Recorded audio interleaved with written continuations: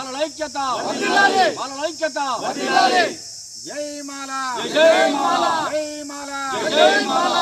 మాల మహానాడు రాష్ట్ర కమిటీ పిలుపు మేరకు గత వారంలో జిల్లా కార్యవర్గ సమావేశాన్ని ఏర్పాటు చేసుకుని నూతన కార్యవర్గాన్ని నియమించడం జరిగింది.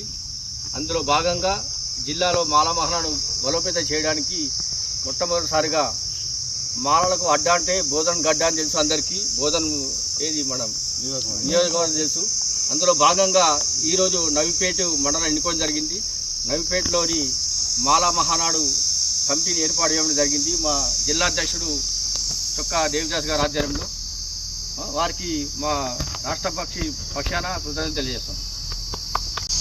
ఈరోజు నిజామాబాద్ జిల్లా మాలమానాడు ఆధ్వర్యంలో కూడా అధ్యక్షులు చొక్కం దేవిదాస్ గారు, అదేవిధంగా మాలమానాడు రాష్ట్ర వర్కింగ్ ప్రెసిడెంట్ ఎడ్ల నాగరాజు గారు, జిల్లా పబ్లిసిటీ సెక్రటరీ కె దేవయ్య గారు, ఉపాధ్యక్షులు నీరడు బుచ్చన్న గారు, సంగం శ్రీనివాస్ గారు, అదేవిధంగా జాయింట్ సెక్రటరీ దొంతు ప్రవీణ్ గారు ఆధ్వర్యం లోపల నవిపేట మండలంలో మాలమానాడు నూతన కమిటీని ఏకగ్రీవంగా వేయడం జరిగింది. ఈ నూతన కమిటీ లోపల మండల అధ్యక్షుడుగా గౌరవ రాజు గారు, అదేవిధంగా కార్యదర్శిగా ఎన్నుకోవడం జరిగింది. ఇక మిగతా వైస్ ప్రెసిడెంట్లు, తర్వాత joint secretary, publicity secretary, organising secretary, EC మెంబర్లను, అదేవిధంగా అడ్వైజర్లు కూడా నియమించడం జరిగింది. దీంట్లో ప్రధానమైన ఈ మండల కమిటీని వేయడం ద్వారా మా మాలలను ఐక్యంగా బలోపేతంగా చేయడానికి, అదేవిధంగా చేయడానికి మండల కమిటీలు వేయడం జరుగుతుంది. ఏదైతే తెలంగాణ ప్రభుత్వము గతంలో ఎస్సీ వర్గీకరణ చేయడం జరిగింది. ఈ వర్గీకరణలో మాలలకు తీరని అన్యాయం జరిగింది. ఎందుకంటే ఇంతకు మొదలు కూడా 2004 కంటే ముందు కూడా 1997-98 సంవత్సరంలో కూడా వర్గీకరణ అప్పుడు జరిగింది.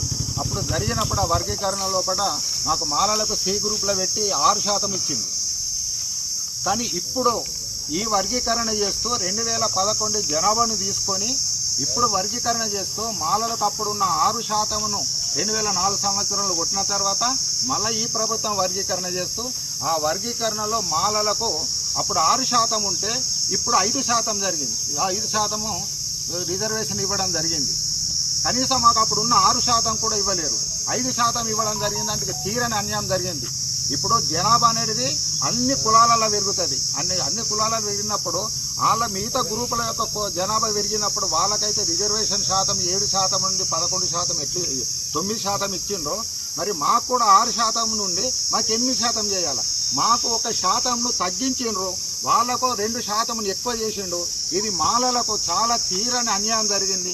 దీన్ని మన నిజామాబాద్ జిల్లా మాల మానాడు తరఫున రాష్ట్ర ప్రభుత్వంను దీన్ని మరొకసారి సమీక్షించి ఏదైతే గత సంవత్సరంలో చేసిన కుటుంబ సర్వే, జనాభా సర్వే ప్రకారము, ఈ లేటెస్ట్ సర్వే ప్రకారము దాన్ని పరిగణనలోకి తీసుకొని వర్గీకరణ చేస్తూ మా మాలలకు ఏదైతే ఇప్పుడు చేసిన 5% ఉన్న వర్గీకరణను 8% ఇవ్వాలని మేము రాష్ట్ర ప్రభుత్వం కోరుతూ దీని మీద కూడా మన రాష్ట్ర కమిటీ ఆధ్వర్యంలో న్యాయ పోరాటం చేస్తామని తెలియజేస్తూ అందరికీ జై భీమ్ తెలియజేస్తూ ముగిస్తుంది.